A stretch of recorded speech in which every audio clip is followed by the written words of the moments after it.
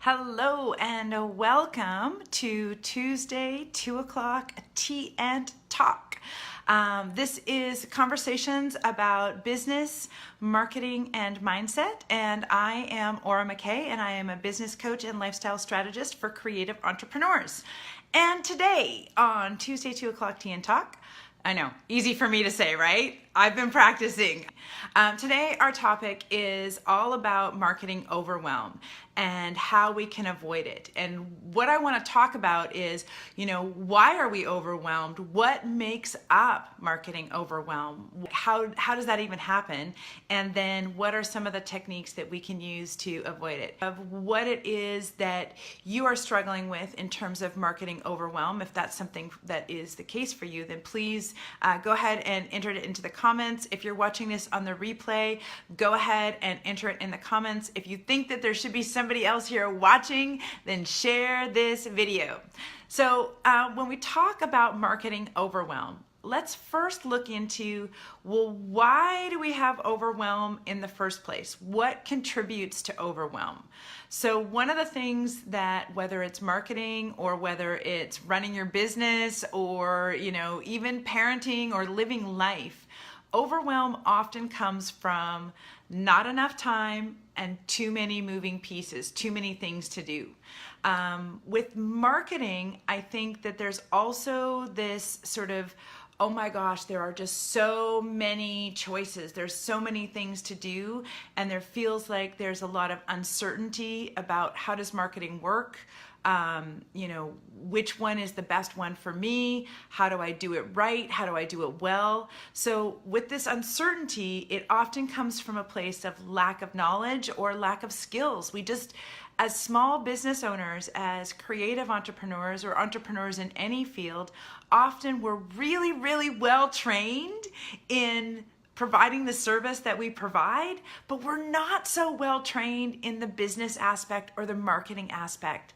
So that lack of training, that lack of knowledge and skills can contribute to that feeling of just being totally overwhelmed, specifically around marketing.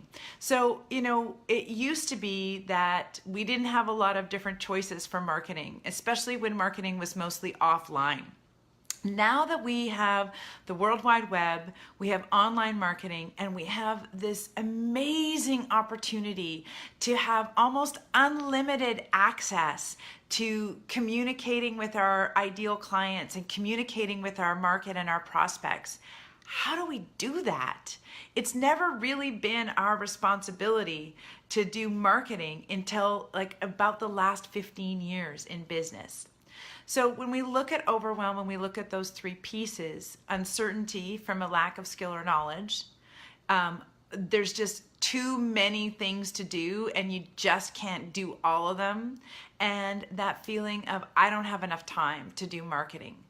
How can we then, as creative entrepreneurs, and most of us as solo entrepreneurs, being the only one running our business and the only one kind of wearing all those marketing hats, how do we then avoid that overwhelm or remove it from our lives and our business altogether? Is that something you'd like to know? I'm going to tell you. Well, at least I'm going to tell you some of my ideas around it.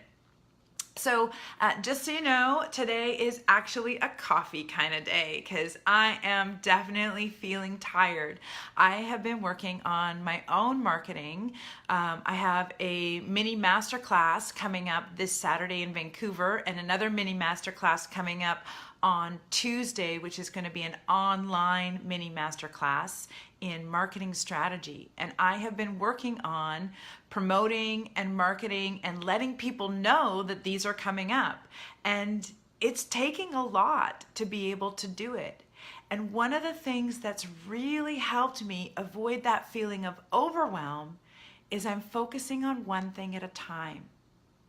So often as entrepreneurs, we get panicky when we don't have any clients and we start thinking, oh my God, I gotta do some marketing, And so we just kind of start to spray and pray, start throwing spaghetti at the wall, hoping something is gonna stick, that we're gonna attract enough clients to be able to get the next gig, to be able to get the next paycheck, so that we can repeat the cycle over and over again. So one of the ways that you can avoid that feeling of overwhelm and panic is to have a strategy, to have an actual marketing strategy and plan in advance, so that you know what's coming and you don't have to panic about, oh my God, what am I gonna do? I need to get clients. Where do I even start? That you've got it all kind of figured out in advance about what kind of actions you're gonna take, where you're gonna have to take them, etc., etc. So having a strategy also helps you focus on one thing at a time. And as much as I love to think I can multitask and do a bazillion things at once, really focusing on one thing at a time is far more effective, and it really reduces the stress level. So part of having a marketing strategy, and another thing that's going to contribute to eliminating or at least reducing that sense of overwhelm when it comes to marketing in your business, is when you have a really clear brand identity. When you know who you are as a business. When I talk about brand identity, most of us think, oh yeah, branding, my logo and my colors. And it's like, yeah, your logo and your colors are part of your brand identity, but they're often just a very small part of your brand identity. So part of being able to reduce some of the overwhelm is getting that clarity on your brand identity. When you know who you are as a business, when you have clarity about what your personality is, what your style of communication, where you're positioning yourself in the marketplace, it becomes so much easier to make decisions about, like, what am I gonna say in my ad? What am I gonna say when I post something? So your messaging becomes way easier to figure out and be consistent with when you have a strong understanding of who you are as a company. So reviewing now, we've talked about marketing strategy, or an overall plan that really helps to set you up for not having to panic or wonder what you're going to be doing. Having a clear understanding of who you are as a business and your brand, so that you can be really clear about your messaging and it's much easier to figure out what you're going to say. And then the final piece I would offer you would be that if you know who your clients are. So a lot of times in business, especially my clients who are just starting out in business, they're like, I'm just gonna work for anybody who pays me, I'll take it. And that's great, and it can work for a little while. But as we talked about last week, we talked about niching and how important that is. Okay, I have a client. So clear understanding of my business and my brand. How do I do that? Well, Sue, So Sue's asking a question about the previous point about the clear understanding of your brand and your business. So one of the ways that you can do that is to work on your vision. So understanding, like, why you're in business in the first place, what your business is there to do, both for you and in the world. Working with a coach or a consultant, often like a branding consultant will do that for you. There's lots of different ways to do it, and it does take effort. And sometimes it's one of those things, Sue, where sometimes when you think you've got it, it constantly evolves.